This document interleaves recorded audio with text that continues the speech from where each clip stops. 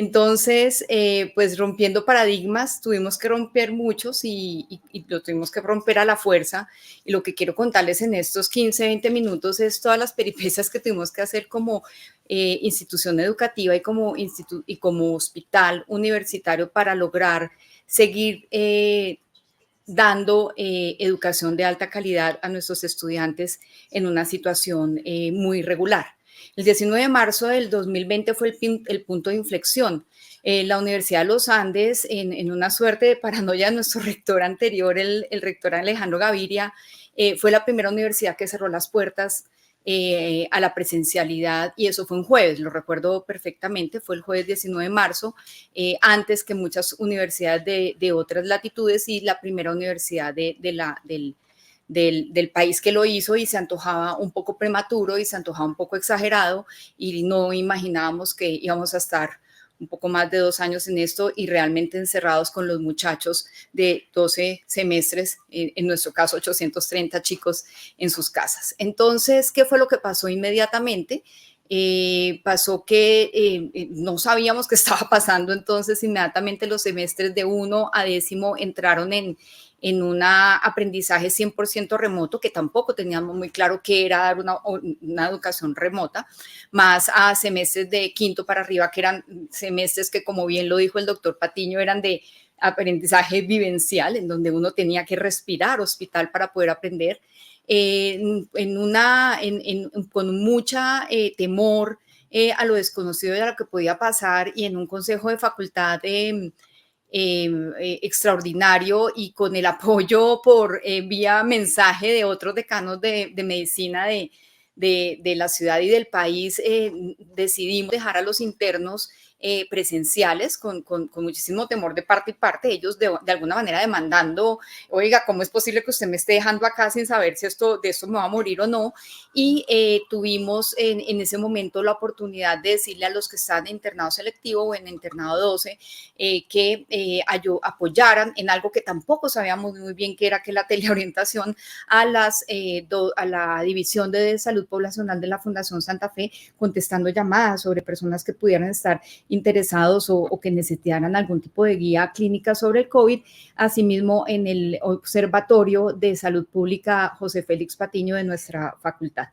En ese momento nosotros teníamos solamente la residencia médico-quirúrgica de pediatría, teníamos residentes de primer y segundo año, y también fue una decisión de ese consejo de facultad dejarlos presenciales, sacándolos de los servicios donde podía haber mayor exposición al virus, como era urgencias y cirugía.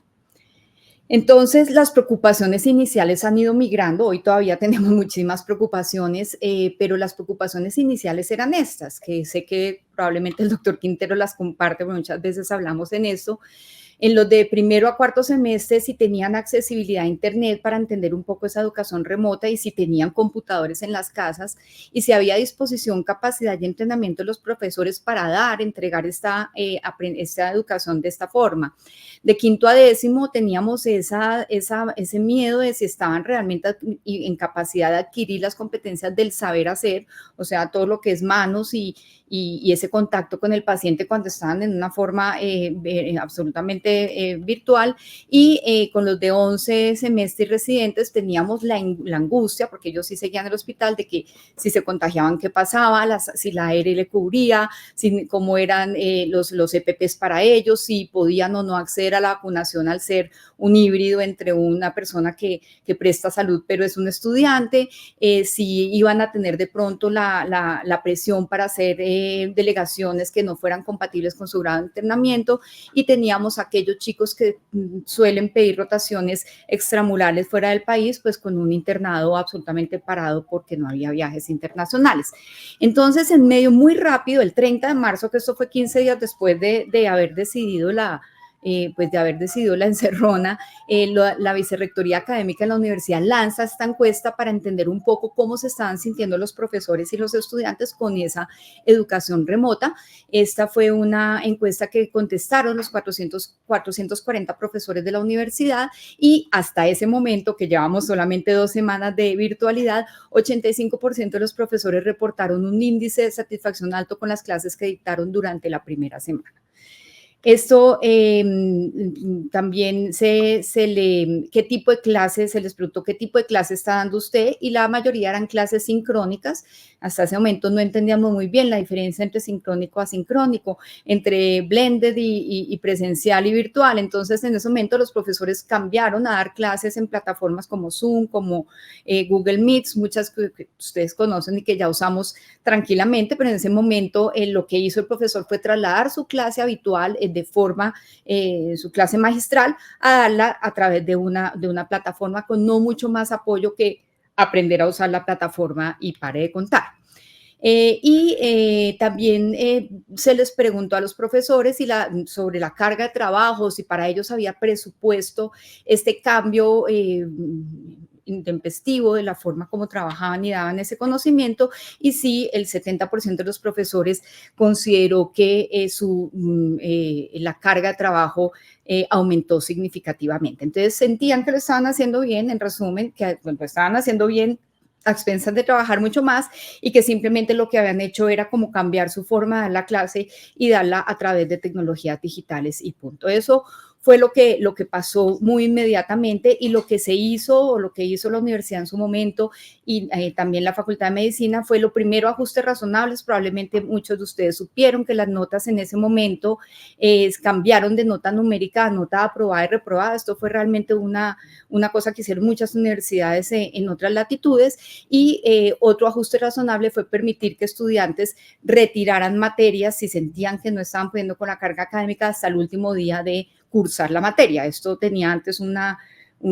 temporalidad de 2 o 3 semanas de haberla comenzado ahorita y eso persiste hasta hoy. Un estudiante puede retirar la materia hasta el último día. Otra cosa que hizo la universidad fue mandar computadores a las casas de los estudiantes. Nosotros, por ejemplo, teníamos normalmente en nuestra facultad 150 computadores, que era donde hacían los exámenes, quedaron 20. Los demás y otros computadores fueron entregados en casas, así como con banda ancha de internet para asegurar que todos los estudiantes tuvieran un acceso fácil a internet de a sus clases, y se empezaron a crear entrenamientos digitales a profesores, que lo hicimos de diferentes maneras. Aquí en la Facultad de Medicina tuvimos una persona encargada de ese entrenamiento personalizado para cada uno de nuestros 250 profesores clínicos, y aparte de eso la universidad dispuso de un rubro para que estudiantes, nosotros normalmente tenemos estudiantes que son monitores académicos de los cursos, pero también que cada curso tuviera un monitor tecnológico y le ayudara así a los profesores a hacer sus clases de forma remota. Esto todo ocurrió en 2 meses y después seguimos en pandemia y empezaron las preocupaciones intermedias. Algunas de las preocupaciones agudas, digámoslo así, habían mejorado, pero seguíamos teniendo estas preocupaciones. De primero a cuarto semestre, el burnout de profesores, el burnout de estudiantes y esta nueva forma de interacción que sé, y estoy segura que todos la hemos padecido, que es dictar una clase a 50 personas que no prenden una cámara. Y uno les pide y les ruega que prendan la cámara y no hay forma ni poder humano que alguien menor de 28 años prenda una cámara. Esto es una forma de interacción muy agresiva para las personas que tenemos más de 30 años, no la entendemos y esto crea realmente ansiedad en los profesores y es una de las razones que genera ese estrés de dar una charla no sabe uno si al perro de la casa o a quién. Otra cosa empezaron a tener multifunción, entonces yo estoy parándole bolas en ese momento a la doctora Natalia, pero al mismo tiempo estoy ahí cocinando el arroz para la cocina y estoy poniendo la lavadora y pues esas multitareas también hacen que la persona que es capaz de hacer todo eso, porque efectivamente todo lo hemos hecho y somos capaces, pues esté sobrecargada de trabajo y no esté disponiendo el tiempo, la mente y el corazón para atender a una sola cosa a la vez. Y las preocupaciones en los semestres más avanzados seguían siendo: esta gente sigue sin venir y no sabe atender un parto y entra a internado el próximo semestre, y tuvimos muchas reuniones con los mismos estudiantes diciendo: yo no sé si yo voy a poder entrar a un internado porque yo no he visto ni siquiera un parto en YouTube. Ahí empezaron a aparecer otras cosas, si debíamos vacunar o no a los estudiantes, si los hospitales iban a apoyar esa vacunación, y empezaron, por ejemplo, a aparecer las incapacidades por aislamiento, la necesidad de reposición de rotaciones, o por ejemplo las fiestas clandestinas, que sé que de pronto algunos de sus hijos o de conocidos hicieron fiestas en pleno COVID, y pues eso no es chévere demostrar si sus estudiantes son de una facultad de medicina. Entonces, nosotros en esa preocupación intermedia creamos convertimos nuestro centro de prácticas, que es un espacio de seis plantas, rápidamente en un hospital simulado para poderlos traer al hospital, porque el Ministerio de Educación sí nos dejaba traer estudiantes a laboratorios, no dejaba traer estudiantes a hospitales de verdad, y lo que hicimos fue crear el hospital simulado William Osber, cuya sala de cirugía lleva el nombre del doctor José Félix Patiño, y en 258 metros cuadrados, que antes eran aulas y un pequeño espacio para simulación, convertimos eso en un hospital con 2 salas de cirugía, 5 camas de urgencias, 8 camas de hospitalización, una sala de parto y 4 consultorios de consulta externa, y ahí metimos 32% del currículo de pregrado basados en 14 actores que simulan pacientes estandarizados, simulan aproximadamente 215 enfermedades, y ahí atendimos 490 estudiantes por semestre, que fueron en total 1.040 horas, con el apoyo de 56 profesores. En este hospital que creció gracias y por presión de la pandemia, nosotros seguimos dando las primeras ofreciendo las primeras competencias o la forma de adquisición de las primeras competencias del saber hacer antes de ir a estar en ambientes con paciente real, como realmente lo dicen los modelos pedagógicos educativos en medicina, en educación médica nuevos, y que no habíamos sido capaces de poner a punto como lo hicimos presionados bajo la pandemia. Y después aparecieron las preocupaciones tardías, las cuales todavía siguen vigentes, y es que tengo un burnout de profesores. Los profesores siguen, ya estamos yendo al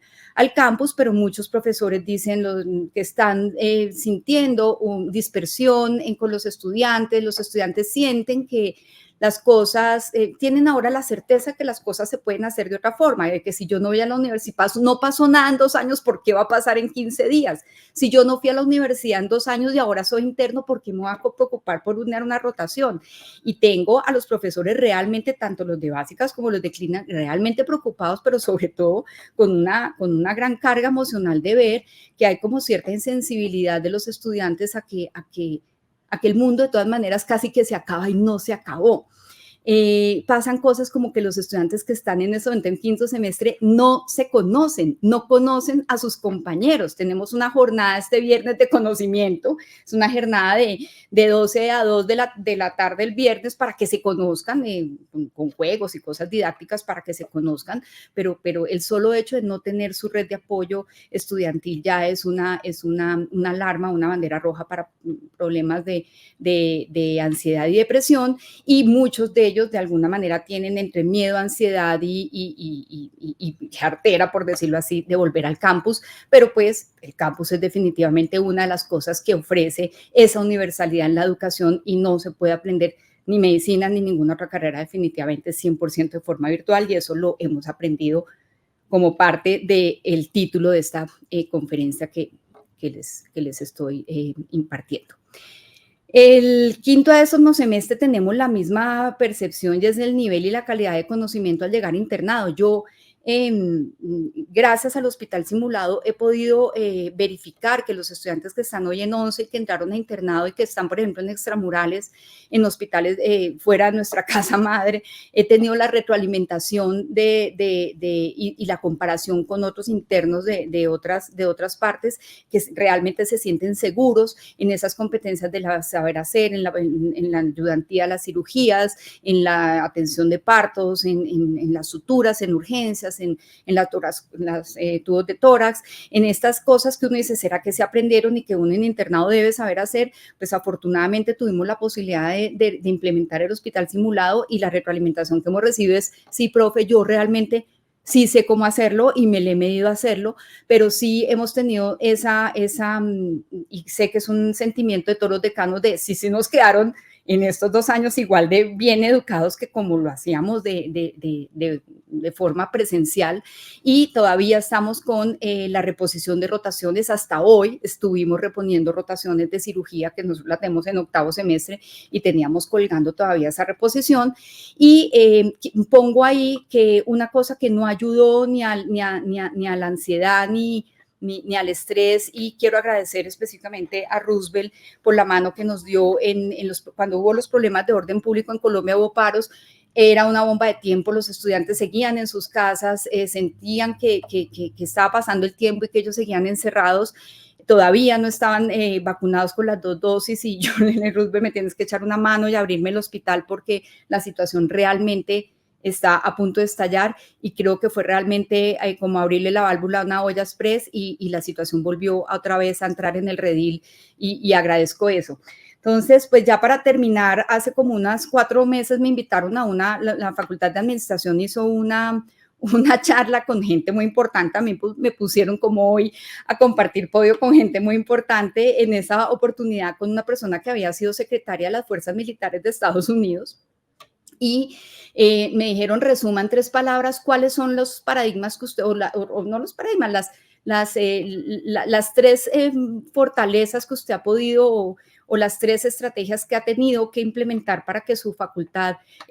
siga adelante y no se hunda en esta pandemia. Y yo saqué estas 3 que traigo hoy acá. Una es el trabajo en grupo. Yo tuve el apoyo del Hospital Universitario para crear el hospital simulado. Ellos nos donaron todas las camas, las máquinas de anestesia que no funcionaban y muchos de los profesores que no estaban teniendo estudiantes aquí fueron al hospital simulado a dar sus clases allá. Entonces realmente sentí